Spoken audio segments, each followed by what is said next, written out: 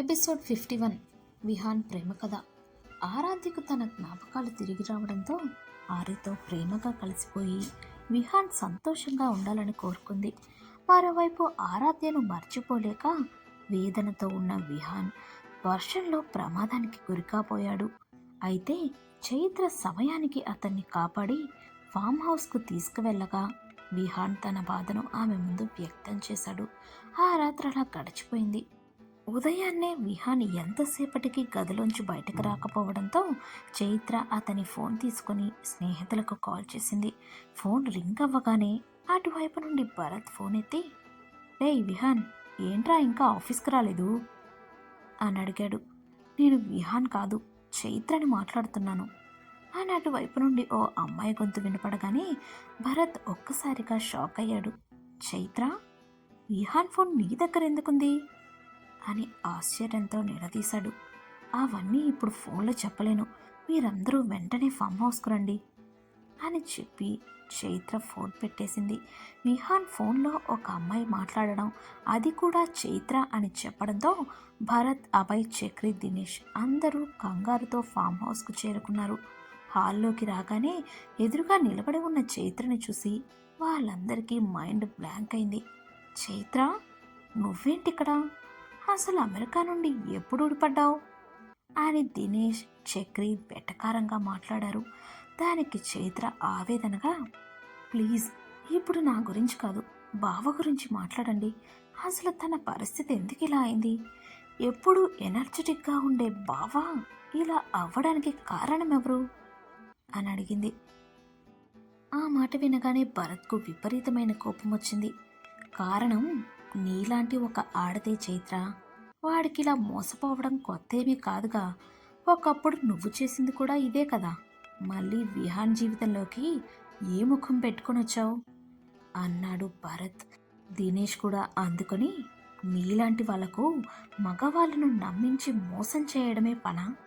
అప్పుడు నువ్వు ప్రేమ పేరుతో వాడిని మోసం చేసావు. ఇప్పుడేమో అనామిక రూపంలో మరో మోసం జరిగింది. మీరిద్దరూ కలిసి వాడి జీవితంతో ఎందుకు ఆడుకుంటున్నారు? తను కూడా మీలాంటి మనిషే కదా" అని ఫైర్ అయ్యాడు. అసలు అక్కడ ఏం జరిగింది?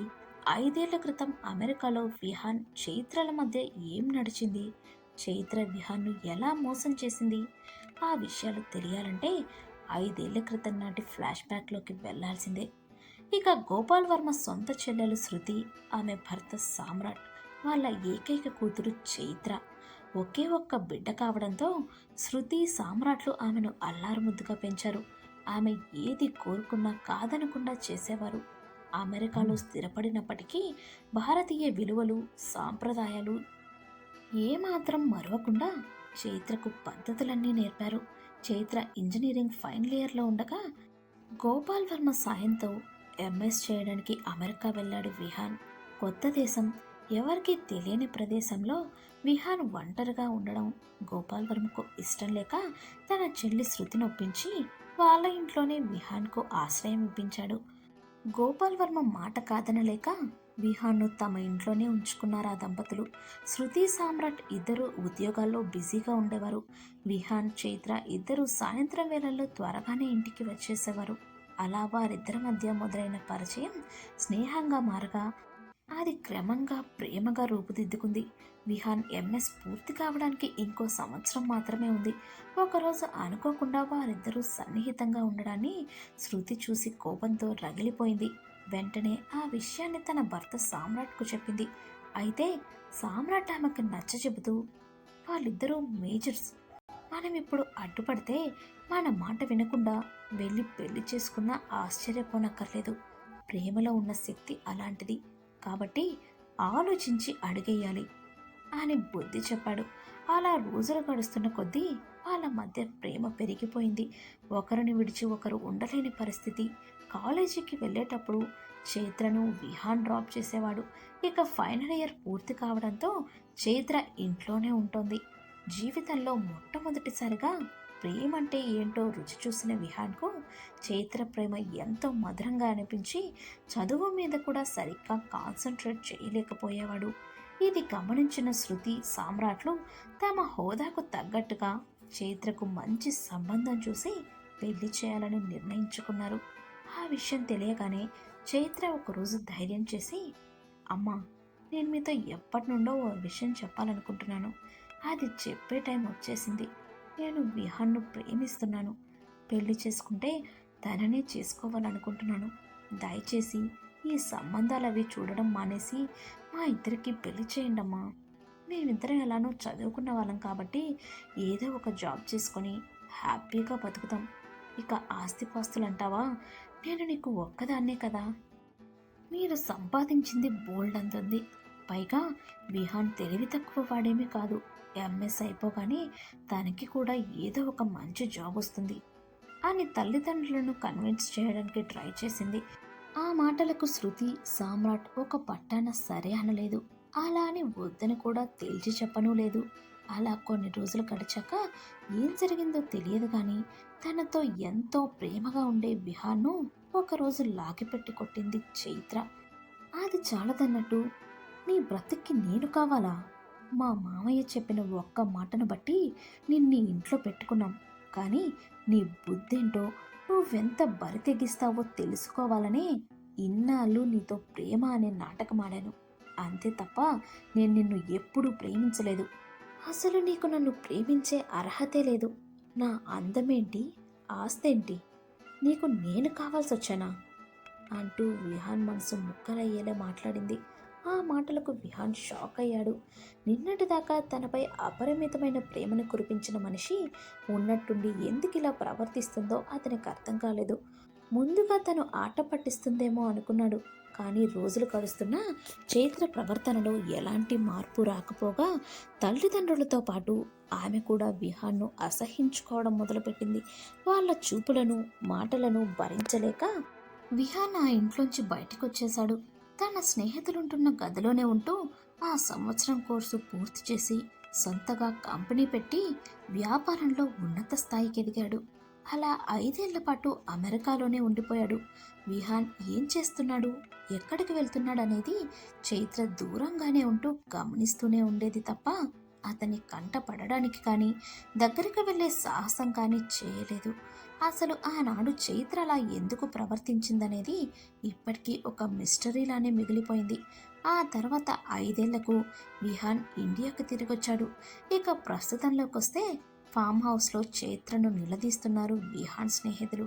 ప్లీజ్ చైత్ర, వాడిని ఇంకా ఎక్కువ ఇబ్బంది పెట్టుకు, దయచేసి ఇక్కడి నుండి వెళ్ళిపో అని దినేష్ పట్టుపట్టాడు.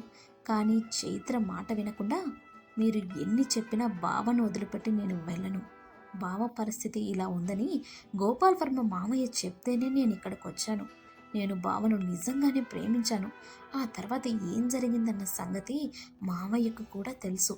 ఆ నిజమేంటో సందర్భం వచ్చినప్పుడు నేను మీకు కూడా చెప్తాను అని వాళ్ళను అవాయిడ్ చేస్తూ రూమ్లోకి వెళ్ళిపోయింది. ఇంతలో విహాన్ శబ్దాలకు తన గదిలోంచి బయటకొచ్చాడు. ఎన్నాళ్ళ నుండో తిండి తిప్పలు లేనట్లుగా నీరసంగా పాలిపోయింది అతని ముఖం. విహాన్ను చూడగానే స్నేహితులు దగ్గరికెళ్ళి, ఈ చైత్ర మళ్ళీ ఇక్కడికెందుకు వచ్చిందిరా? నీ జీవితాన్ని నాశనం చేసింది చాలదా? ఇంకొకడైతే ఆ మోసానికి ఏమైపోతాడా కానీ నువ్వు ధైర్యంగా నిలబడ్డావు. అయినా దీన్ని మీ నాన్నే రమ్మన్నారట. నిజమేంటో తర్వాత చెబుతానంటూ మమ్మల్ని అవాయిడ్ చేసి లోపలికెళ్ళిపోయింది అని కంగారుగా చెప్పారు. వదిలేయండిరా ప్లీజ్, మీరందరూ ఇక్కడి నుండి వెళ్ళిపోండి. దాని సంగతి నేను తర్వాత చూస్తాను. ప్రస్తుతం నాకంత ఇంట్రెస్ట్ లేదు అని చెప్పి హాల్లో కూర్చుండిపోయాడు విహాన్. ఇక చేసేదేమీ లేక స్నేహితులు అక్కడి నుండి వెళ్ళిపోయారు. అప్పుడే అక్కడికి వచ్చిన గోపాల్ వర్మ, గాయత్రి ఇద్దరూ విహాన్ పరిస్థితి చూసి తట్టుకోలేకపోయారు. గోపాల్ వర్మకు విహాన్ రక్తం పంచుకు పుట్టినవాడు కాకపోయినా సొంత కొడుకులానే పెంచాడు.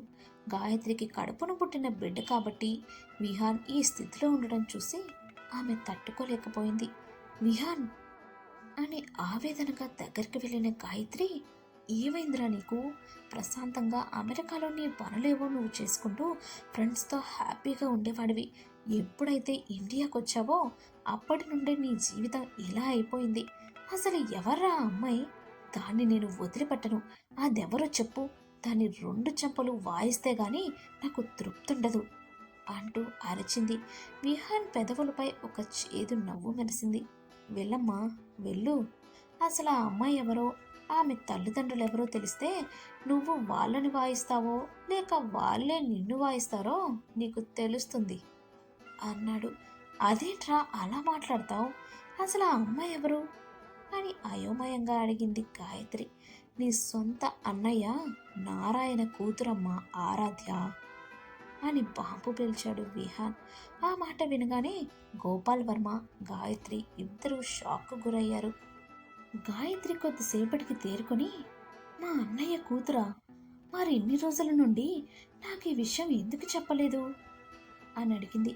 వెంటనే గోపాల్ వర్మ కల్పించుకొని, చెప్తే మాత్రం ఏం చేసేదానివి?